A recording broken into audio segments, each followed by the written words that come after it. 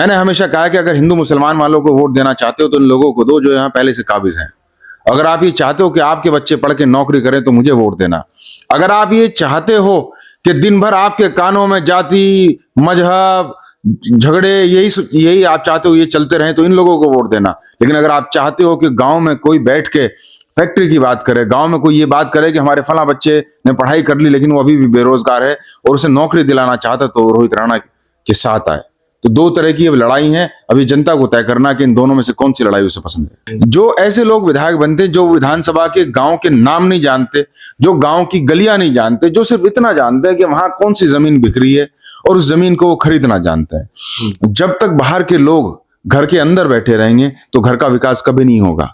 जब घर की पहरेदारी घर में बैठे हुए लोग करेंगे तो वो घर की समस्याओं को जानते हैं, वो जानते हैं कि हमारे घर के लोगों को क्या जरूरत है।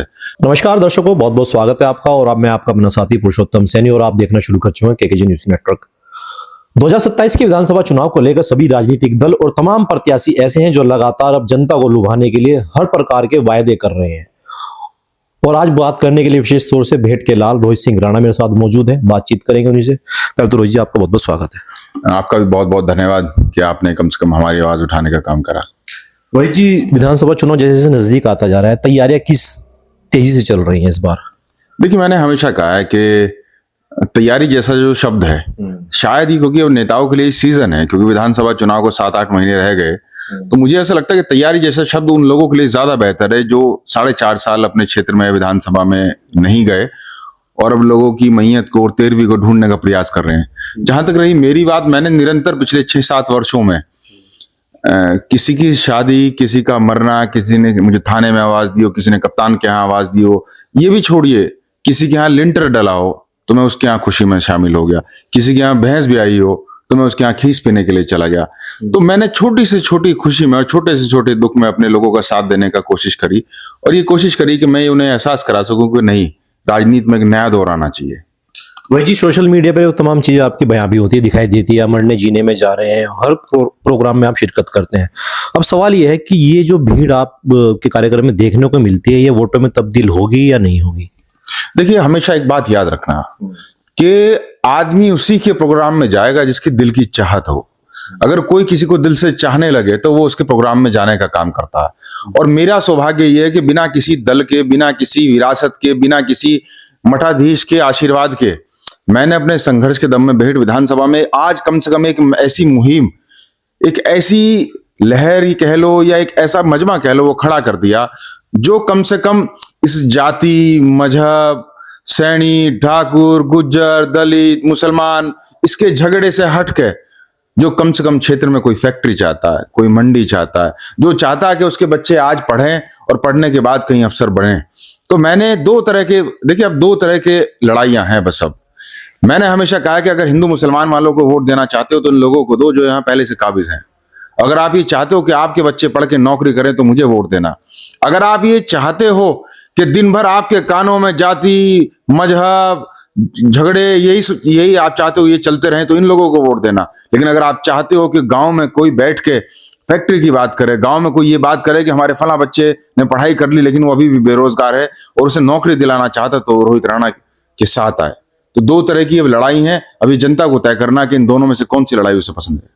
भेंट के तमाम गांवों में जाकर मैंने ग्राउंड रिपोर्टिंग करी है। जनता बोलती है हमने इस विधायक को चुनकर विधानसभा भेजा, उस विधायक को चुनकर विधानसभा भेजा, लेकिन जो एक विकास भेंट के अंदर होना था वो क्यों नहीं हो पाया? ऐसे तमाम सवाल जनता के रहते हैं।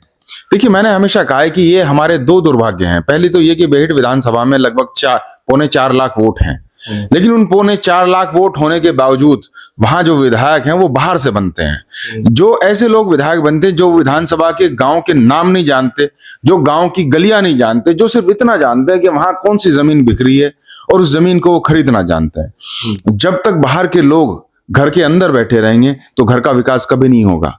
जब घर की पहरेदारी घर में बैठे हुए लोग करेंगे तो वो घर की समस्याओं को जानते हैं, वो जानते हैं कि हमारे घर के लोगों को क्या जरूरत है।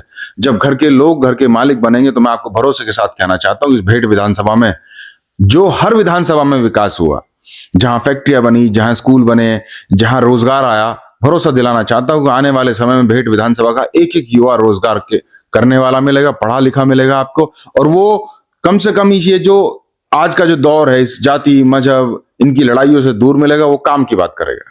चुनावी समय पर एक पार्टी का विशेष रोल होता है और एक वोट बैंक भी एक पार्टी का कह सकते हैं। क्या रोहित सिंह राणा ने अब तक कोई दल क्यों नहीं चुना? देखिए, सबसे बड़ी दिक्कत यह है कि पार्टियों को सब मठाधीशों ने कब्जा रखा है, कहीं ना कहीं चमचागिरी करके, चाहे कहीं ना कहीं इस नाम पे कि भाई मेरे दादाजी विधायक, मेरे पिताजी विधायक, मेरे चाचा विधायक, इस नाम पे सभी लोगों ने इन पार्टियों को कब्जा कर रखा है। तो मैं ये चाहता हूं कि पहली बात तो मैंने हमेशा कहा कि मैं संघर्ष करना चाहता हूं, मैं संघर्ष के दम पे बनना चाहता हूं। दूसरी बात, अगर किसी की चापलूसी करके विधायक बनना पड़े तो मैं तमाम जीवन इस संघर्ष को खुशी खुशी करने के लिए तैयार हूं। और रही जहां तक पार्टी की बात है, मुझे इस बात की खुशी, आज विधानसभा में 439 बूथ हैं। मैंने अपनी विधानसभा के हर गांव में, गांव की हर गली में, गली के हर बूथ पे अपना साथी और कार्यकर्ता खड़ा करने का काम करा। और मुझे इस बात का भरोसा, इन्हीं साथी और कार्यकर्ताओं के दम पे 2027 का चुनाव इनके आशीर्वाद से लड़ने का काम करेंगे। और मुझे उम्मीद है कि एक ऐसा इतिहास रचेंगे 2027 के विधानसभा चुनाव में, जो जिसकी आवाज पश्चिम उत्तर प्रदेश के कोने कोने तक जाने का काम करेगी। कुछ लोग ऐसे भी आरोप है रोहित सिंह राणा भाजपा को फायदा देने के लिए ये सब कर रहे हैं।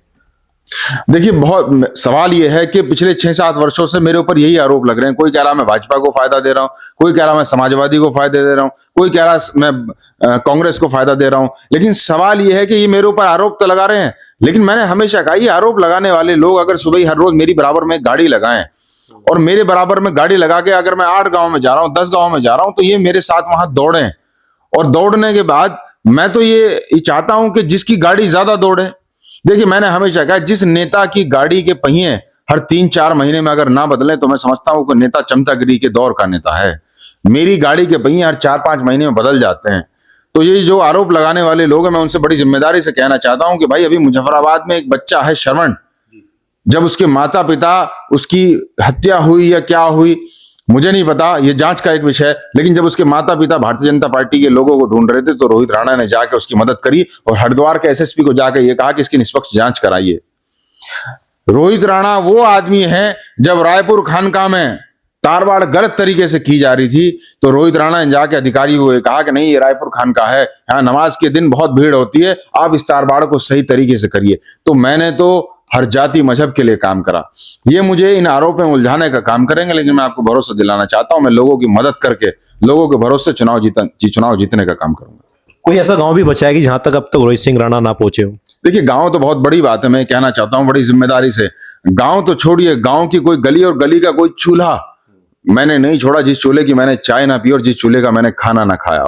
और भरोसा दिलाना चाहता हूं, यही जिन्होंने मुझे इन चूल्हे का खाना खिलाया 2027 में, यही मेरी मजबूती का आधार बनेंगे। और ये जितने आरोप प्रत्यारोप लगाने वाले जो भाजपा, समाजवादी, फलाना ढिमकाना, अब देखिए कमाल की बात, देखिए भाजपा के लोग समाजवादी का डर दिखा के वोट लेते हैं, समाजवादी के लोग भाजपा का डर दिखा के वोट देते हैं, लेकिन लोग अब इनसे उब गए हैं। लोग अब हिंदू, मुसलमान, ये सैनी, ये ठाकुर, ये गुजर, ये दलित, इनके झगड़े से ये तंग हो गए। मैं चाहता हूं कि एक ऐसा निजाम बने जहां जातियों की लड़ाइयां ना हो, जहां मजहब के नाम पे कोई रंगभेद ना हो। लोग ऐसा माहौल चाहते हैं कि सुकून का माहौल चाहते हैं। वो चाहते हैं हम अपने घर में अपने परिवार के साथ बैठ के सुकून की रोटी खाएं और सुकून से मेहनत करके अपना रोजगार करें। तो मैं लोगों को एक अलग से एक नया निजाम देना चाहता हूं, जहां सुकून होगा, जहां जाति मजहब की लड़ाई से हट के काम की बात होगी। कुछ लोग ये भी सवाल है कि क्या रोहित सिंह राणा निर्दलीय चुनावी मैदान में उतरेंगे या फिर अपना ही झंडा और डंडा मजबूती से गाड़ेंगे? देखिए, जहां तक मेरी झंडे की बात है तो मैंने, जैसे आपने शुरुआत में कहा कि भेंट का लाल, लोगों ने मेरी खुशकिस्मती है कि 6 साल पहले मुझे मेरा एक झंडा भेंट के लाल के रूप में देने का काम करा। और कहां चुनाव लड़ना, कैसे चुनाव लड़ना, ये मेरे विधानसभा के, जो मेरे क्षेत्र के जो लोग हैं वो तय करेंगे। चुनाव से पहले एक हम बड़ी बैठक करेंगे और ऐसी बैठक करेंगे जो शायद इतिहास में कभी ना हुई हो। मैं भरोसे के साथ कहना चाहता हूं, जिस दिन एक ऐसी बैठक होगी जो इतिहास में भेंट विधानसभा में कोई ऐसी बैठक ना हुई हो, उस बैठक में जो मेरे बड़े बुजुर्ग और मेरे नौजवान साथी मुझे आदेश देने का काम करेंगे, उस आदेश के पीछे चलने का काम करूंगा। देखिए रोहित जी, किसी भी चुनाव को जीतने के लिए एक समीकरण की जरूरत होती है और जिले कुछ नेता ऐसे हैं वो समीकरण खूब लगाते हैं। उन समीकरणों को कैसे तोड़ेंगे? देखिए, ऐसा है, जिले के नेताओं का समीकरण सिर्फ इतना है कि वो हिंदू को मुसलमान को लड़ाना चाहते हैं और मुसलमान को हिंदू से लड़ाना चाहते हैं। वो सैनी को गुजर से लड़ाना चाहते हैं, गुजर को ठाकुर से लड़ाना चाहते हैं, ठाकुर को दलित से लड़ाना चाहते हैं। इसके अलावा इनके पास कोई समीकरण नहीं है। मैं आपको भरोसे के साथ कहना चाहता हूं, मेरा समीकरण यह है कि विधानसभा का कोई ऐसा गांव नहीं है पिछले 6-7 वर्षों में जहां कोई घटना, दुर्घटना हुई हो और रोहित राणा ने उनका साथ देने का काम ना कराओ। तो जब हर घटना में मैंने उनका साथ देने का काम करा, बिना किसी जाति मजहब के देख के मैंने लोगों की सेवा करी, तो मुझे उम्मीद है जब मेरा वक्त आएगा तो इनके समीकरण खत्म हो जाएंगे, इनके समीकरण घर बैठेंगे और एक नया उदय होगा, एक नई सोच का जन्म होगा रोहित राणा के रूप में 2027 में। मुझे उम्मीद है कि जनता के आशीर्वाद से मैं सदन में जाने का काम करूंगा। अगर जनता ने इस बार आपको चुना तो सर्वप्रथम किस चीज को आप वरीयता देंगे भेंट के अंदर? देखिए, सबसे पहला काम मेरा रोजगार है। मेरे यहाँ के युवा 400-400 रुपए की दिहाड़ी के लिए कहीं भगवानपुर, कहीं खिदराबाद, कहीं देहरादून जाने का काम करते हैं। मेरी पहली लड़ाई इस बात की है कि मैं युवाओं के लिए रोजगार चाहता हूं। मेरी दूसरी लड़ाई इस बात की है कि पिछले 5 वर्षों से हर बार धान और गेहूं खिदराबाद के अधिकारियों से लड़के, हरियाणा पुलिस से लड़के मैं पार कराने का काम करता हूं। मेरी दूसरी लड़ाई इस बात की है कि मैं यहाँ के लिए जो किसान हमारे गेहूं और धान के हैं, मैं उनके लिए मंडी का इंतजाम कराना चाहता हूं। मेरी तीसरी लड़ाई इस बात की है कि हर आदमी हमें कहता है कि आप घाट क्षेत्र के रहने वाले हो। मेरी तीसरी लड़ाई है कि कम से कम इन घाट क्षेत्र वालों को फायर स्टेशन दे दो। मैं एक फायर स्टेशन का निर्माण कराना चाहता हूं ताकि अगर कहीं कोई किसी घाड़ में आग लग जाए तो कम से कम उन्हें सुकून मिले, वो उस आग को बुझा सके। मेरी चौथी लड़ाई इस बात की है कि आज भी हमारे बच्चों के पढ़ने के लिए कोई स्कूल कॉलेज बढ़िया नहीं है। हमारे यहाँ की लड़कियां, हमारे यहाँ की बच्चियां 30-30, 40-40, 50-50 किलोमीटर दूर सिर्फ पढ़ाई के लिए जाती है। मैं चाहता हूं कि इन बच्चियों के लिए एक महिला डिग्री कॉलेज का निर्माण भेंट के हर क्षेत्र में हो। चलिए, शुक्रिया। तो ये थे भेंट से रोहित सिंह राणा, जिन्होंने आगामी 2027 विधानसभा चुनाव के लिए पिछले कई सालों से लगातार मेहनत तो कर ली और साफ तौर से ये भी कहा है कि इस बार जो है भेंट की जनता पूर्ण तरीके से हम पर विश्वास करेगी। सहारनपुर से पुरुषोत्तम सैनी, केकेजी न्यूज।